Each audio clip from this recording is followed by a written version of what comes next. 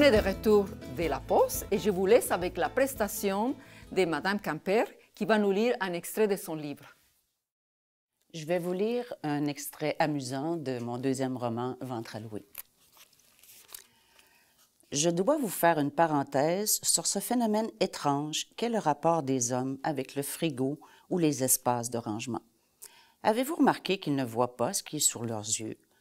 Il faudrait que le frigo mesure 3 mètres de largeur sur seulement 25 cm de profondeur, avec une bonne dizaine de tablettes.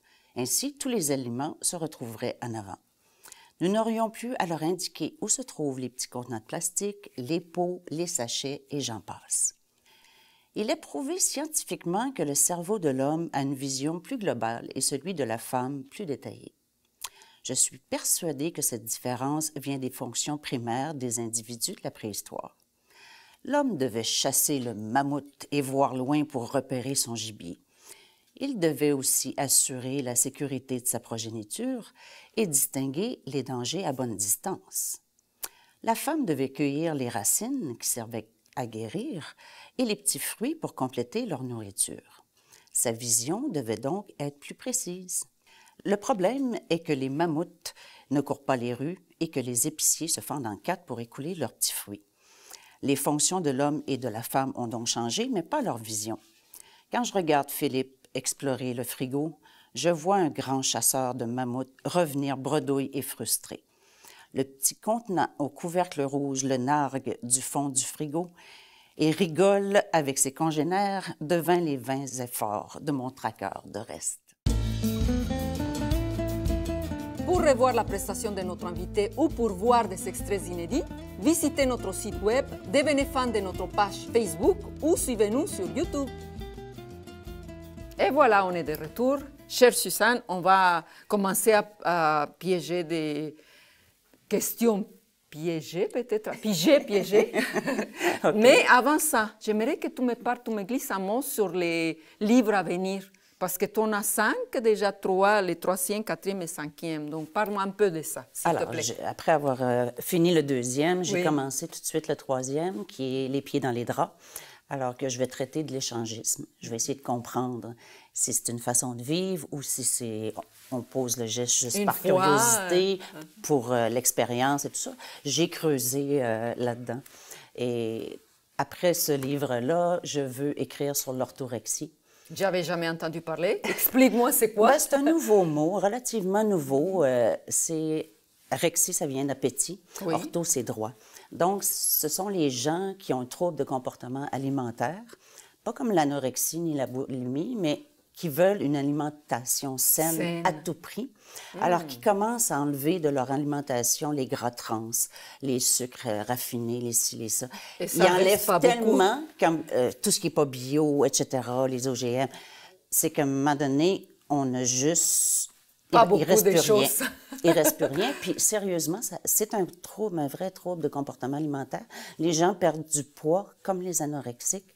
Ils peuvent même se rendre jusqu'au bout. Ah oui? Oui. C'est sérieux, oui, trouble tout à fait. aussi. Ça, c'est le 4e. Le 4e que je voudrais écrire. Ensuite, je veux parler de la sexualité des personnes âgées. Parce que un autre sujet tabou aussi. Ça dérange. Ça dérange à personne. Les enfants, les adultes, mais qui ont des parents âgés, ne veulent pas entendre parler de ça. Ils veulent s'imaginer que ça n'existe pas. C'est comme... C'est ça, je ne veux pas l'entendre. C'est comme si, après 60 ans, 65 ans, on n'avait plus de sexualité. Alors, je veux explorer ce côté-là aussi. Oui, c'est très intéressant. J'ai hâte de lire les 3 prochains livres aussi. Là. Ouais, merci. On va plonger là avec nos questions. Voilà. J'ai hâte de lire les 5 livres. Si vous pouviez vous déplacer dans le temps, ce serait à quelle époque et pourquoi? Non, je resterai à mon temps actuel. Ah oui? Je suis une fille qui ne regarde pas en arrière du tout, du tout. J'aime ça, me projeter vers l'avant et non pas vers l'arrière. Vous voyez, je change mes calendriers, mon calendrier sur mon mur, des fois 2 jours avant que le mois finisse. Ah oui? Oui, c'est faux. Je tourne la page, je veux plus être là, je veux être en avant. Oui, en avant. Je ne changerai pas d'époque. Donc, ton présent ou bien peut-être si jamais l'avenir, si jamais. Oui. Ou bien juste ton présent. Mon présent, oui. Ton présent? Oui, mon présent. Oui. Ça, c'est une réponse que je pense que je n'avais pas eue. Soit que les mots se projettent plus en avant ou bien en arrière, mais Ouais. Non, moi, j'aime ça. Bravo. Ici et maintenant. Oui, Yes. tout à fait. Quel est le premier livre que vous avez lu? Ouf, Ah. sûrement un livre de la comtesse de Ségur, quand j'étais Ok. petite, sûrement. Ok. Les petites filles modèles ou dans cette Un série-là. bon Je les ai classique, je non? les ai toutes lues, oui. Un bon classique, oui.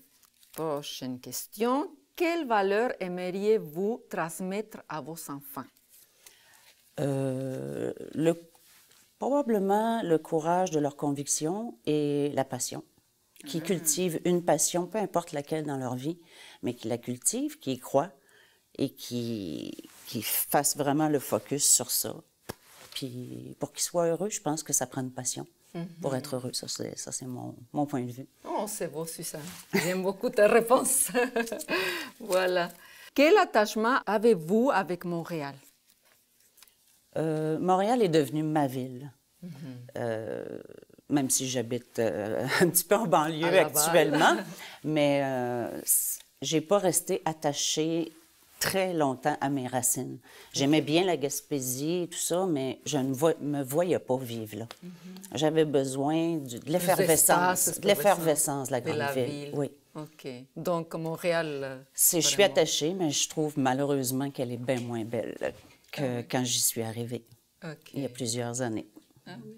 Ben, Montréal aurait besoin d'un petit lifting. Un peu de botox aussi pour remplir les nids de poule. OK. Peut-être là, bientôt, là, avec dans l'année prochaine, il va y avoir plus de travaux peut-être pour l'améliorer. Donc, que faites-vous pour vous ressourcer? Je fais de la peinture. Ah oui, tu fais la peinture. Alors, OK. ça me vide beaucoup l'esprit et j'aime m'occuper aussi de mon jardin, mon potager. On cultive plein de choses, mon mari et moi, à la maison. Alors, les tomates, les concombres, les cils. Oh oui! On a des fines herbes et tout ça. Puis la cuisine me détend énormément. Je cuisine bien et je cuisine beaucoup. Ah oui, Oui. mon Dieu, quelle joie. Est-ce que tu aurais quelque chose à partager avec les jeunes qui veulent suivre, être des écrivains, par exemple, écrire des romans comme toi? Bien, je leur dirais, premièrement, de développer cette passion-là des mots. Il faut aimer les mots, il faut aimer la langue, aimer la manier. Et je leur dirais d'essayer de se trouver un style à eux, bien à eux, pas de regarder ce qui se fait, de dire « Ah oui, moi, j'aimerais ça faire comme tel auteur. » Non, moi, je me suis jamais dit ça. J'ai dit « Moi, j'ai envie d'écrire comme ça. » Et non pas de faire ce que j'avais déjà vu. Alors, trouvez-vous un style, puis gardez votre passion. OK, voilà. Merci encore une fois. Ça fait plaisir. Bonne continuation et, chers spectateurs, chères spectatrices, à la prochaine.